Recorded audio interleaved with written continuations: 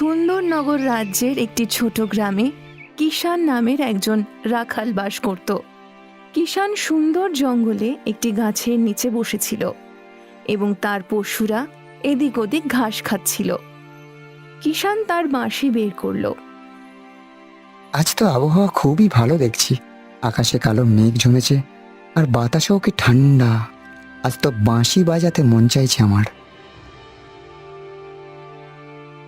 এই বলে কিষান বাঁশি বাজাতে শুরু করলো এবং নিজের সুরেই মগ্ন হয়ে গেল। কিছুক্ষণ পর আরেকজন রাখাল সেখানে এলো।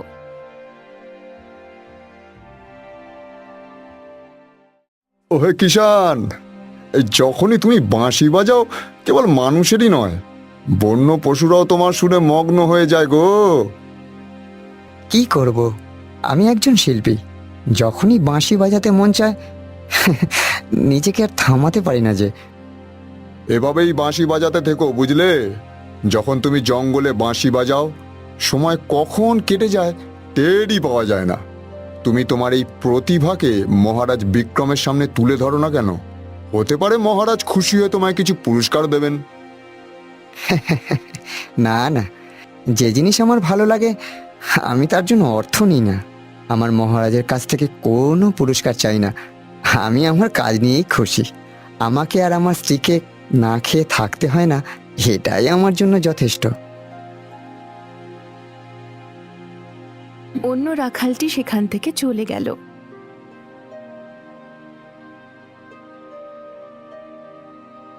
কিছুক্ষণ পর কিষান তার গরু, ছাগল ও ভেড়া নিয়ে নিজের গ্রামে ফিরে এলো। বাড়িতে পৌঁছে সে তার স্ত্রী রাধাকে সব ঘটনা বলল। আপনি আর আপনার বাঁশি, অবশ্য অন্য রাখাল ঠিকই বলেছিল। সারা জীবন পশু চড়ানোর চেয়ে ভালো যদি আপনার বাঁশির সুর রাজমহলের মহারাজকে একটু শোনানো যায়, তাহলে তিনি খুশি হয়ে আপনাকে কিছু পুরস্কার দেবেন। এতে আমাদের ভাগ্য বদলে যেতে পারে। তোমার কি মনে হয় যে অর্থ এলেই ভাগ্য বদলে যায়? দেখো রাধা, তোমার কাছে সোনার প্রাসাদ আর প্রচুর সোনার মুদ্রা থাকলেও তোমার পেট কিন্তু শুধুমাত্র দুটো রুটি দিয়েই ভরবে। তুমি সোনার মুদ্রা আর প্রাসাদ খেতে পারবে না কখনো। ব্যাস ব্যাস, যখনই আপনার সাথে অর্থের কথা বলি আপনি জ্ঞান দেওয়া শুরু করে দেন। ঠিক তখনই রাধা আর কিষানের কানে একটি আওয়াজ এলো। মনে হচ্ছে বাইরের রাজ্য থেকে কোনো ঘোষণা হচ্ছে, আমাদের গিয়ে দেখা উচিত। রাধা আর কিষান তাদের বাড়ির বাইরে এলো। সুন্দরনগরের একজন সৈনিক ঘোষণা করছিল, শোনো শোনো শোনো, মহারাজ বিক্রম তোমাদের গ্রামের কাছে জঙ্গলে অবস্থান করছেন।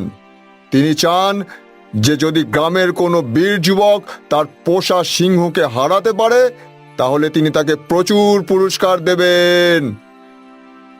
এই শুনে কিষান হাসতে লাগলো, কিন্তু গ্রামের সবাই ভয় পেয়ে গেল। সৈনিক ঘোষণা করতে করতে সেখান থেকে চলে গেল। রাধা, মহারাজের মনে হয় তার পোষা সিংহ নিয়ে একটু বেশি অহংকার। তুমি এখানেই থাকো, আমি এখনই সিংহটাকে জব্দ করে আসছি। আমি জানি আপনি সিংহের মোকাবিলা সহজেই করতে পারবেন, তবে যদি মহারাজ খুশি হয়ে আপনাকে কিছু পুরস্কার দেন তাহলে কিন্তু অবশ্যই সেটা নিয়ে আসবেন। রাধা, তুমি তো ভালো করেই জানো যে জিনিস আমার ভালো লাগে সেটা করার জন্য কখনো আমি অর্থ নিই না, কারোর কাছ থেকেই না। এই বলে কিষান সেখান থেকে চলে গেল। অন্যদিকে জঙ্গলে রাজা বিক্রম তার মন্ত্রীর সাথে অবস্থান করছিলেন। তাদের আশেপাশে 2-3 জন সৈনিক উপস্থিত ছিল। একটি খাঁচায় একটি সিংহ বন্ধ ছিল। মনে হচ্ছে এই গ্রামে কোনো বীর পুরুষ নেই যার এত সাহস আছে যে আমার সিংহের মোকাবিলা করতে পারে। ঠিক তখনই কিষান সেখানে পৌঁছালো।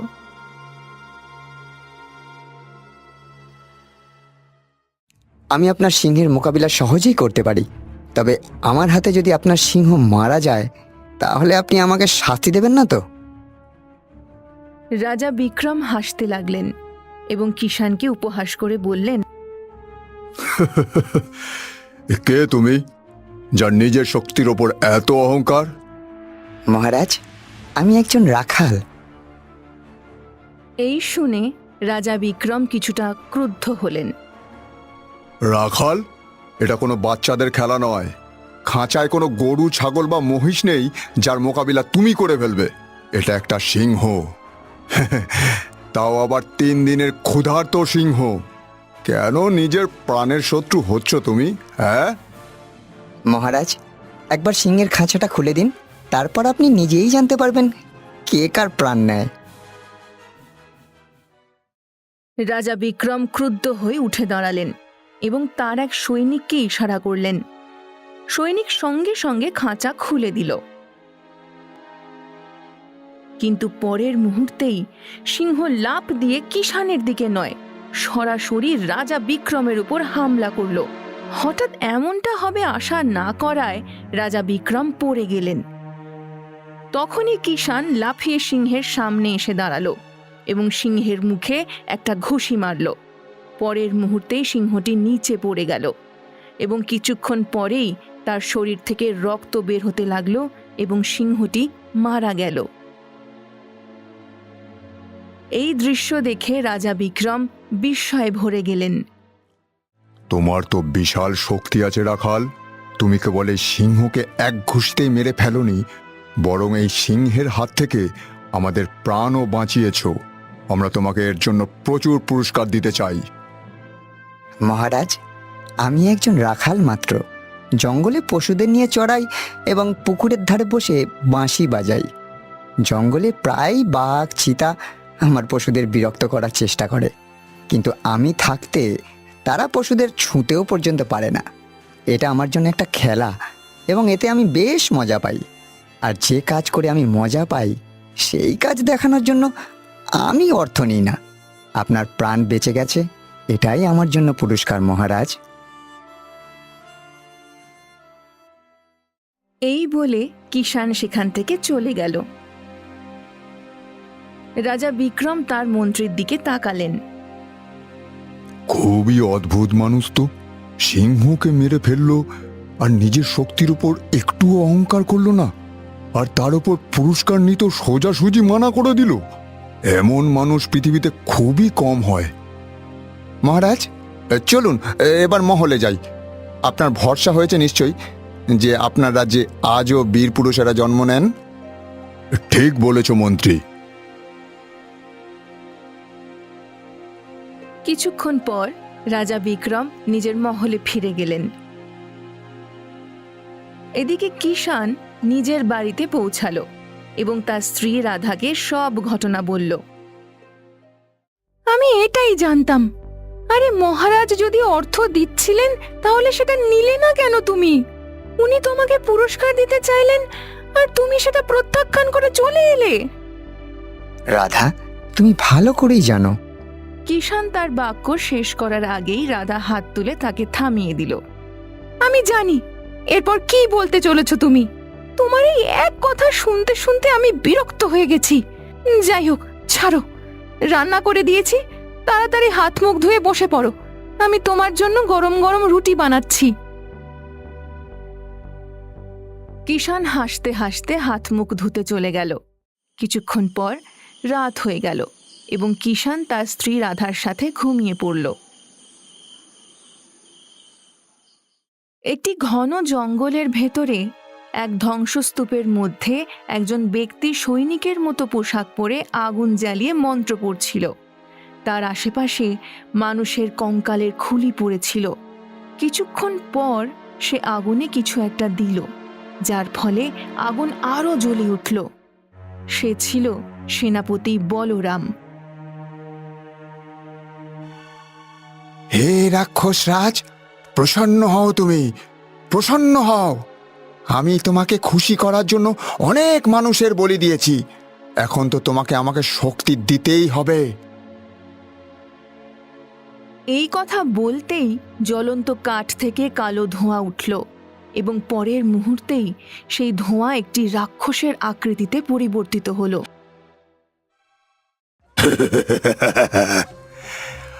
অবশেষে তুই আমাকে প্রসন্ন করে ফেললি, হ্যাঁ সেনাপতি বলরাম? কে চাস বল তুই? আসলে আমি তো সুন্দর নগর রাজ্য শাসন করতে চেয়েছিলাম, কিন্তু আমার উদ্দেশ্য বুঝতে পেরে রাজা বিক্রম আমাকে অপমান করে রাজ্য থেকে বের করে দিয়েছিলেন। আমাকে প্রতারণা করে রাজ্য থেকে বিতাড়িত করেছিলেন রাজা। সে ভাবে যে আমি প্রতিশোধ নেব না, আমার প্রতিশোধ চাই, প্রতিশোধ। সেসব আমি জানি, তুই কি চাস সেটা বল। আমি চাই যে আমি এত শক্তিশালী হয়ে উঠি যে পৃথিবীর কোনো অস্ত্র আমার শরীর ভেদ না করতে পারে, আর আমি যার ওপরেই হামলা করি আমার হামলা যেন কখনো বিফল না হয়। রাক্ষস গভীর চিন্তায় ডুবে গেল। রাক্ষস বলল, ঠিক আছে, যা, তোকে একটা অস্ত্র দিচ্ছি। সেনাপতি বলরামের হাতে একটি তলোয়ার দেখা গেল। এই নে, এই তলোয়ার দিয়ে তুই যার ওপরেই হামলা করবে সে আর জীবিত থাকবে না। এই বলে রাক্ষস মন্ত্র পড়ল এবং পরের মুহূর্তেই সেনাপতি বলরামের সারা শরীরে রং বেরঙের রশ্মি জ্বলতে লাগলো, যা কিছুক্ষণ পরে শান্ত হয়ে গেল। এই নে, তোর শরীরের ওপর আমি একটা সুরক্ষা বর্ম দিয়েছি। এটার ফলে কোনো অস্ত্র বা শস্ত্র এটিকে ভেদ করতে পারবে না। শুধুমাত্র একটি অস্ত্র আছে যা কালী গুহার ভেতরে পাওয়া যায়। এই শুনে সেনাপতি বলরাম চমকে গেল। সে বলল, এমন কোন অস্ত্র আছে যা তোমার তৈরি সুরক্ষা বর্মকেও ভেদ করতে পারে? সেটা একটা তলোয়ার, আর সেটা কোনো সামান্য তলোয়ার নয়, দেবতাদের তলোয়ার। সেটা কালী গুহার ভেতর একটি পুকুরের মধ্যে সুরক্ষিত রাখা আছে। এখনো পর্যন্ত কোনো মানুষ সেটা অর্জন করতে পারেনি। সেটা শুধুমাত্র সেই মানুষই পেতে পারে যার মন লোভ থেকে মুক্ত, যে খুব বীর, নিজের জীবনে খুশি থাকে এবং যে বড় থেকে বড় খাজানাকেও এমন ভাবে প্রত্যাখ্যান করে যেন তার কোনো মূল্যই তার কাছে নেই। এই শুনে সেনাপতি বলরাম হেসে উঠল। সে বলল,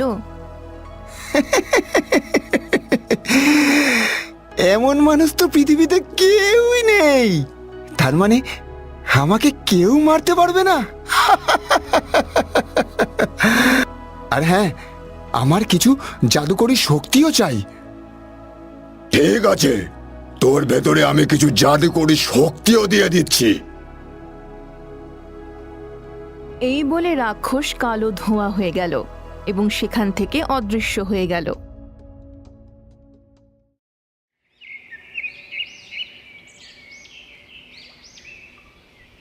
পরের দিন রাজা বিক্রম তার সিংহাসনে দরবার বসিয়েছিলেন।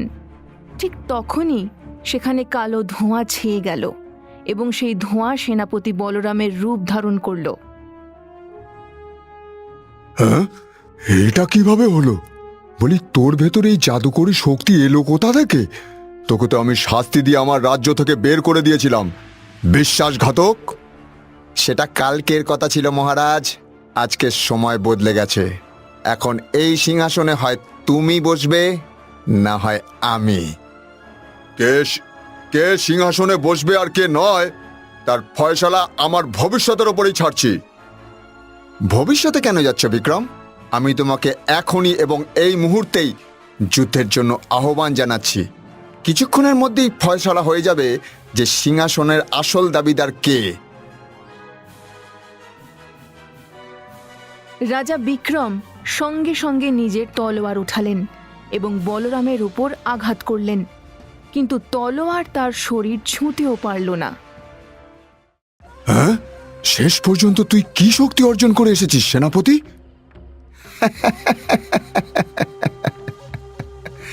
মূর্খ রাজা, যখন তোর কাছে এসেছি তখন খালি হাতে আসিনি রে।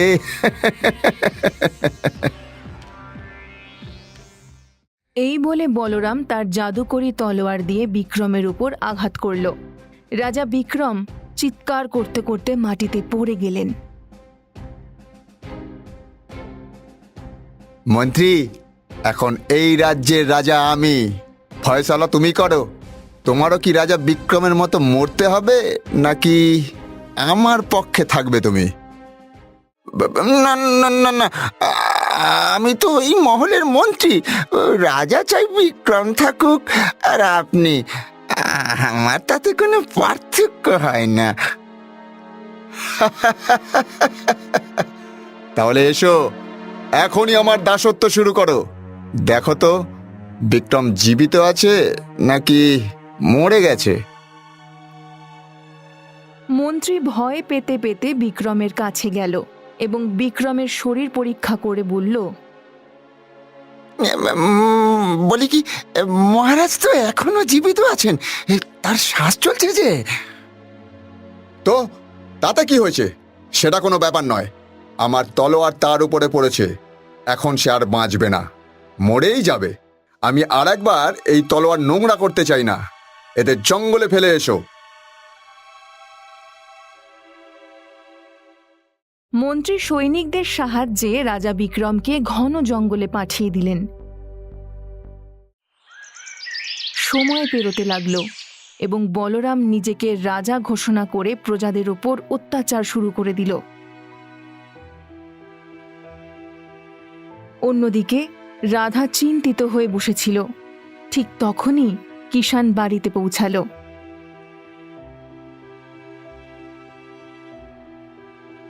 কি হয়েছে রাধা, তুমি এত চিন্তায় ডুবে আছো কেন? তুমি তো এমন ভাবে বলছো যেন তুমি কিছুই জানো না। তোমার কাছে কি কোনো খবর নেই? আমাদের মহারাজ বিক্রমকে তারই সেনাপতি মেরে ফেলেছে এবং নিজে সিংহাসনে বসেছে। যখন থেকে সে রাজা হয়েছে, সে প্রজাদের জীবন দুর্বিষহ করে তুলেছে। রাধা, রাজমহলে এমনই হয়, কেউ চিরকাল রাজা থাকে না। কাল বিক্রমের শাসন ছিল, আজ বলরামের আছে, আবার কাল অন্য কারোর হবে। এতে এত চিন্তা করার কি আছে?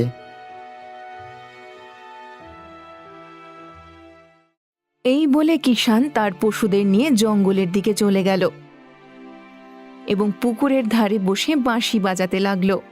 সে তার সুরে মগ্ন হয়ে গেল।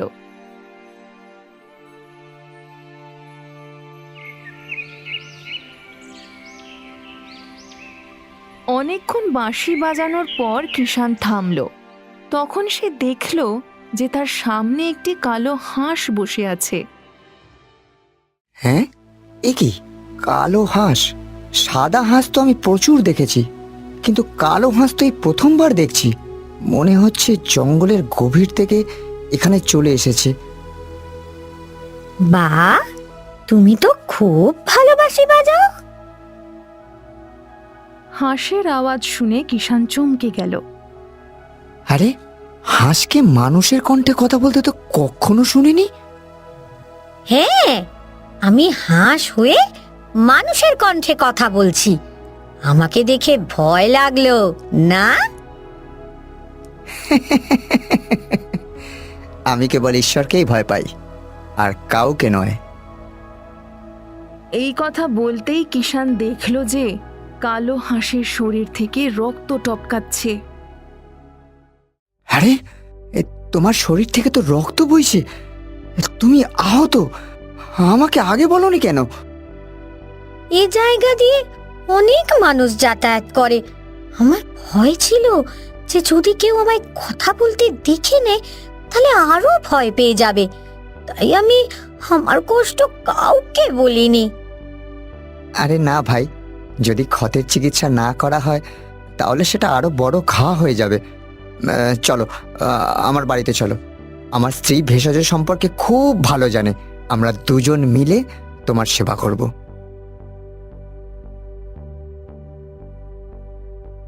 কিষান কালো হাঁসকে কোলে তুলে নিল এবং তার পশুদের নিয়ে বাড়ি ফিরে এলো।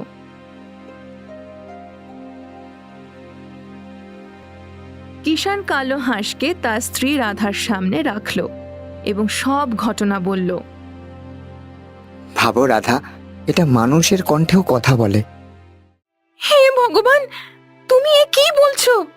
এটা তো একটা কালো হাঁস, তার উপর মানুষের কণ্ঠে কথা বলে, এটা কোনো রাক্ষস নয় তো আবার?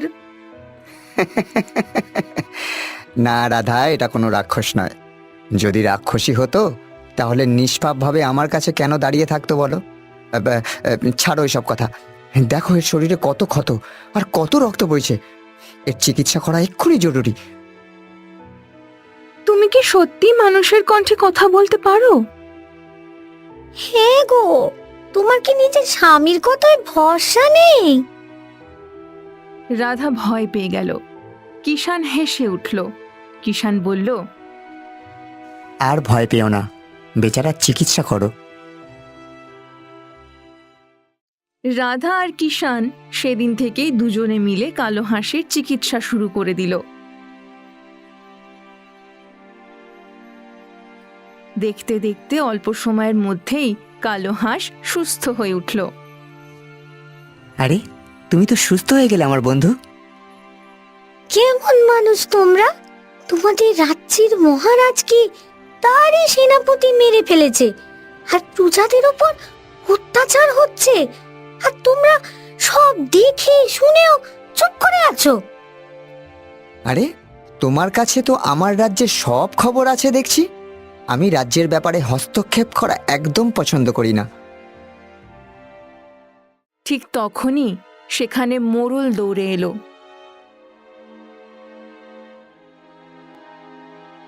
আরে কিষান, তুমি কি জানো সেনাপতি বলরাম একটি নতুন নিয়ম চালু করেছে?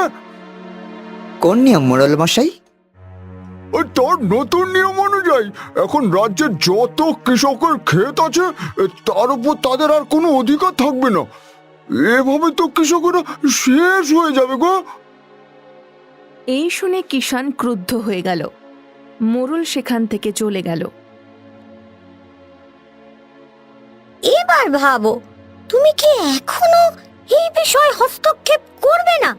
কাল হয়তো সবার গরু, ছাগল, পশুও কেড়ে নেবে। কিন্তু আমি শুনেছি যে সেনাপতি বলরামের শরীরে কোনো তলোয়ার বা অস্ত্র কাজ করে না। এটার একটা উপায় আছে। তুমি কি কালী গুহার নাম শুনেছ? কালী গুহা? হ্যাঁ, শুনেছি তো, কিন্তু সেখানে তো ভয়ের কারণে কেউ যায় না। ঠিক বলেছ। সেই পুকুরের ভেতরে দেবতাদের তলোয়ার আছে। বলা হয় সেই তলোয়ার দিয়ে যদি বরপ্রাপ্ত মানুষের ওপরেও আঘাত করা হয়, সেও মরে যাবে। আর আমার মনে হয় যে সেনাপতি বলরাম কোনো শয়তান বা রাক্ষসের বর পেয়েছে। যদি তার শেষ সেই তলোয়ার দিয়েই করা যায়, তাহলে আমি গুহায় যাওয়ার জন্য প্রস্তুত।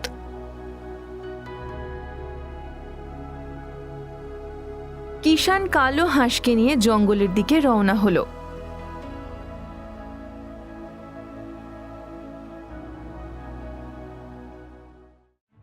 কিছুক্ষণ পর কিষান এবং কালো হাঁস কালী গুহার প্রবেশদ্বারে দাঁড়িয়েছিল। আশেপাশে ভয়ঙ্কর নীরবতা ছড়িয়েছিল। কিষান নির্ভয় কালো হাঁসকে সাথে নিয়ে গুহায় প্রবেশ করল।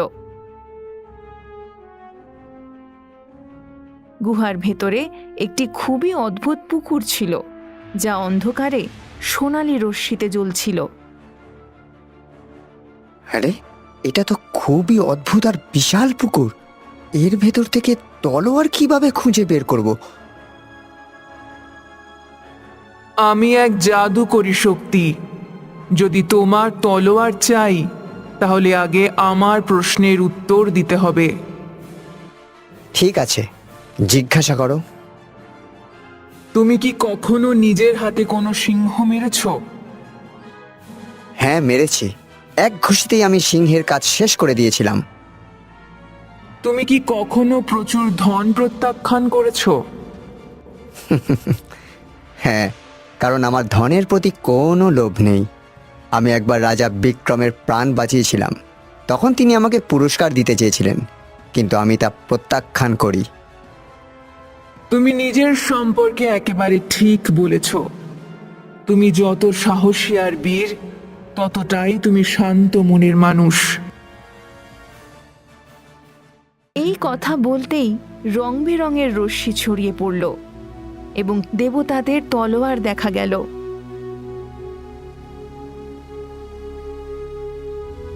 এই নাও ধরো, যখন তুমি এই তলোয়ার দিয়ে তাকে শেষ করবে, এই তলোয়ার তোমার হাত থেকে অদৃশ্য হয়ে যাবে এবং এই স্থানেই ফিরে আসবে।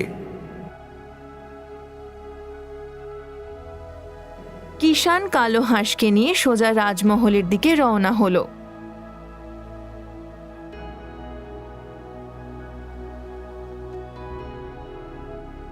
রাজমহলের রাজদরবারে সেনাপতি বলরাম, যে এখন রাজা হয়ে গিয়েছিল, অহংকারে বসেছিল। ঠিক তখনই কিষান সরাসরি রাজদরবারে এলো এবং সেনাপতি বলরামকে যুদ্ধের জন্য আহ্বান জানালো। অনেক হয়েছে। তুমি প্রজাদের ওপর যত অত্যাচার করার ছিল সব করে নিয়েছো। এবার আমি তোমার সাথে যুদ্ধ করতে চাই। মনে হচ্ছে তুমি কোনো মূর্খ। আমার সম্পর্কে কে না জানে? তুমি কি আমার সম্পর্কে কিছুই জানো না, নাকি এমনি চলে এসেছো আমার সাথে যুদ্ধ করতে? হ্যাঁ, কাপুরুষের মতো কথা বলো না, আমার সাথে যুদ্ধ করো। এই শুনে সেনাপতি বলরাম ক্রুদ্ধ হয়ে গেল। সে তলোয়ার বের করলো এবং কিষানের কাছে এলো, কিন্তু কিষানও সঙ্গে সঙ্গে নিজের তলোয়ার বের করলো এবং সেনাপতি বলরামের উপর আঘাত করলো। সেনাপতি বলরাম চিৎকার করতে করতে নিচে পড়ে গেল আর তলোয়ার কিষানের হাত থেকে অদৃশ্য হয়ে গেল। কিছুক্ষণ পরেই সেনাপতি বলরামের শরীরে আগুন লেগে গেল এবং সে পুড়ে ছাই হয়ে গেল। পরের মুহূর্তেই চারিদিকে রং বেরঙের রশ্মি ছড়িয়ে পড়ল আর কালো হাঁস রাজা বিক্রমের রূপ ধারণ করল। এ কি মহারাজ, আপনি আপনি কালো হাঁসের রূপে ছিলেন? ঠিক তখনই সেখানে এক সাধু উপস্থিত হলেন। হ্যাঁ, আসলে সেনাপতি বলরাম রাজা বিক্রমের ওপর তার জাদুকরি তলোয়ার দিয়ে আঘাত করেছিল এবং তাকে জঙ্গলে ফেলে দিতে বলেছিল। কিন্তু রাজা বিক্রমের মন্ত্রী অনুগত ছিল। সে রাজা বিক্রমকে জঙ্গলে ফেলেনি, বরং সরাসরি আমার কাছে নিয়ে এসেছিল। যখন আমি তার শরীরে ক্ষত দেখলাম, তখন বুঝতে পারলাম যে এটা রাক্ষসী তলোয়ারের আঘাত। তাই আমি আমার শক্তি দিয়ে তাকে কালো হাঁসে রূপান্তরিত করে দিলাম। যদি তিনি মানুষের রূপে থাকতেন তাহলে তার শেষ নিশ্চিত ছিল। কয়েকদিন পর তিনি আমাকে জিজ্ঞাসা করলেন যে সেনাপতি বলরামের শেষ কিভাবে সম্ভব। তখন আমি বললাম যে তার শেষ কেবল কালী গুহার মায়াবী পুকুরের তলোয়ার দিয়েই হতে পারে, আর সেই তলোয়ার কেবল সেই ব্যক্তিই পেতে পারে যে হাসতে হাসতে কোনো সিংহকে মেরেছে আর বড় থেকে বড় ধনসম্পদ প্রত্যাখ্যান করেছে এবং তবুও শান্ত মনে জীবনযাপন করে। তখন আমার তোমার কথা মনে পড়ল, তাই মহারাজ তোমার কাছে কালো হাঁসের রূপে পৌঁছেছিলেন।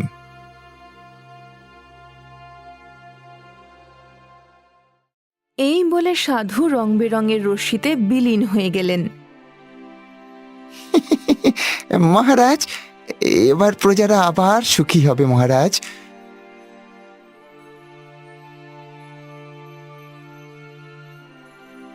কিষান, তুমি আমার প্রাণ বাঁচিয়েছ। এবার কিন্তু তোমাকে আমার হাত থেকে পুরস্কার নিতেই হবে। না মহারাজ, আমার কোনো পুরস্কারের প্রয়োজন নেই। আমি জানি যে তুমি প্রাণ বাঁচানোর জন্য পুরস্কার নাও না, কিন্তু এই পুরস্কার আমি তোমাকে নয়, বরং আমার বোনকে দিচ্ছি। কালো হাঁসের রূপে আমি তোমাদের বাড়িতে ভালো সময় কাটিয়েছি। আমি জানি যে তোমার স্ত্রী তোমার অভ্যাস নিয়ে বিরক্ত থাকেন। এই পুরস্কার আমি আমার বোনকে দিচ্ছি। এটা তুমি না করতে পারবে না। এবার তোমার ইচ্ছা, তুমি এটাকে ব্যবহার করো বা না করো। রাজা বিক্রম প্রচুর পুরস্কার কিষানকে দিলেন। কিষান পুরস্কার নিয়ে নিজের বাড়িতে এলো এবং রাধাকে সব ঘটনা বলতে বলতে বলল, এইসব ধন তোমার ভাই তোমাকে দিয়েছে, কিন্তু আমি এটা ব্যবহার করব না। তুমি চাইলে করতে পারো। রাধা ও কিষান হাসতে লাগলো। এইভাবে অত্যাচারী সেনাপতি বলরামের শেষ হলো এবং রাজা বিক্রম আবার নিজের রাজ্যের রাজা হলেন। কিষান তার সরলতা এবং বীরত্বের কারণে সবার হৃদয় স্থান করে নিল। ইতিহাস এটাই প্রমাণ করে দিয়েছিল যে আসল শক্তি তলোয়ারে নয়, বরং সত্য এবং সততার মধ্যে।